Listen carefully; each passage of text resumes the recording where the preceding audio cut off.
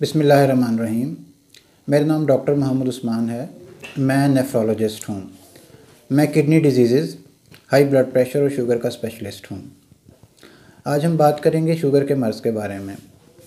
Sugar एक ऐसा मर्ज़ है जिसमें जिस्म में या तो इंसुलिन बनना बंद हो जाती है या उसकी मिक़दार कम बनती है, या फिर जिस्म में जहाँ पर इंसुलिन जाकर अपना काम करती है वहाँ पर रेजिस्टेंस यानी मुदाफ़त पैदा हो जाती है, जिसकी वजह से इंसुलिन अपना काम सही तरीके से नहीं कर पाती।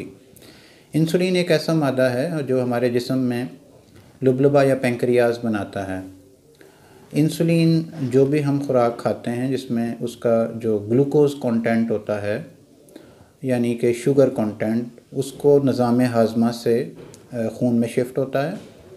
इंसुलिन जो ब्लड शुगर जो या ग्लूकोज़ लेवल है उसको सेल्स के अंदर शिफ्ट करती है ताकि उसको एनर्जी के तौर पे इस्तेमाल किया जा सके। जब जिस्म में इंसुलिन की मिक़दार कम हो जाती है या वो अपना काम सही तरीके से नहीं कर पाती तो जो ब्लड ग्लूकोज़ है वो खून से खुलियों में दाखिल नहीं होती और उसकी वजह से जिस्म में ग्लूकोज़ का लेवल बढ़ना शुरू हो जाता है और इसी को हम डायबिटीज़ यानी हाई ब्लड शुगर लेवल का मर्ज़ कहते हैं। डायबिटीज़ की दो मेजर टाइप्स हैं, टाइप 1 डायबिटीज़ और टाइप 2 डायबिटीज़। टाइप 1 डायबिटीज़ के कुल मरीज़ों का सिर्फ 5 से 10% हिस्सा है। टाइप 1 डायबिटीज़ के मरीज़ जो हैं वो आम तौर पे यंग पेशेंट्स होते हैं। उनकी उम्र या तो वो बच्चे होते हैं या उनकी उम्र 30 साल से कम होती है।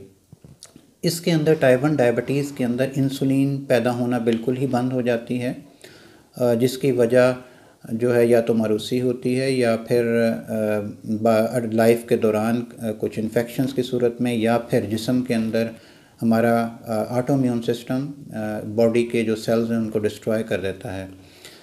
इसकी वजह से जिस्म में इंसुलिन इंतहाई कम मिक़दार में पैदा होती है या पैदा होना बंद हो जाती है। ये मरीज़ आम तौर पे शदीद किस्म की अलामात के साथ प्रेजेंट करते हैं, जिसमें मरीज़ को बहुत ज़्यादा प्यास लगती है या मरीज़ को बहुत ज़्यादा पेशाब आता है, उसका वज़न लूज़ हो रहा होता है और उसको बहुत ज़्यादा भूख लग रही होती है। बहुत से मरीज़ हाई ब्लड शुगर की वजह से कोमा के साथ प्रेजेंट करते हैं, जिसको हम डायबिटिक कीटोसिडोसिस भी कहते हैं। इसमें इस मर्ज़ का इलाज सिर्फ़ और सिर्फ इंसुलिन है। इंसुलिन की बहुत सी इक़साम हैं जिसकी मदद से ब्लड शुगर लेवल को कंट्रोल किया जा सकता है।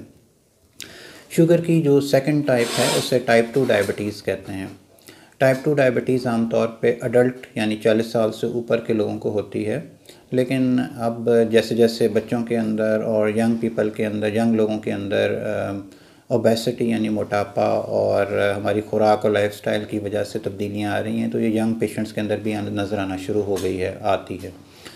टाइप 2 डायबिटीज़ आम तौर पे इसकी अलामात आहिस्ता आहिस्ता आती हैं। बहुत थोड़े लोग हैं जो कि बहुत ज़्यादा पेशाब के साथ या बार बार प्यास लगने के साथ प्रेजेंट करते हैं।